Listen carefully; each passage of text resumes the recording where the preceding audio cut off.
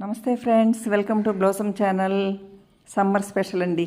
ఎండాకాలంలో ఇలాంటివి చేసుకుంటే హెల్త్కి మంచిది. తాటి ముంజలో పాయసం అండి. సమ్మర్లోనే ఈ తాటి ముంజలు బాగా దొరుకుతాయి. మేమైతే అసలు చిన్నపిల్లలుగా ఉండేటప్పుడు చేనులలో చెట్టు దగ్గరికి వెళ్ళి ముంజలు తీసి అప్పుడే ఫ్రెష్గా తినేవాళ్ళమండి.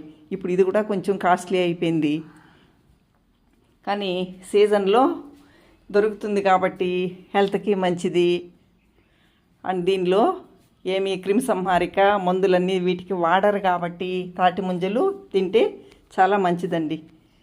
దాంతో పాయసం ఒక పావు కప్పు సగ్గుబియ్యం తీసుకున్నాను. బాగా వాష్ చేసి కుక్కర్లో ఒక 3-4 విజిల్స్ వచ్చేంత వరకు ఉడకబెట్టుకోవాలండి. ఉడికితే బాగుంటుంది. చూడండి, ఉడికింది. వేరే పాత్రలో కొద్దిగా తీసుకుని పాలు పోసుకోవాలి. దానిలో పాలు బాగా కాగిన తర్వాత చక్కెర వేసుకోవాలండి. బెల్లం వేస్తే పాలలో చెడిపోతుంది కాబట్టి మనము చక్కెర వేసుకుందాము. ఏలకుల పౌడరు అంతే. స్టవ్ ఆఫ్ చేసి పక్కన పెట్టుకుని చల్లారిన తర్వాత ఈ తాటి ముంజలన్నీ తీసి మనము పొట్టంతా చూడండి ఈ విధంగా తీసిందని బాగా కట్ చేసుకుని దానిలో వేసుకోవాలి. ఇప్పుడు ఇది కూడా కాస్ట్లీనండి. ఒక్కొక్కటి 10 రూపీస్ అని అమ్ముతున్నారు.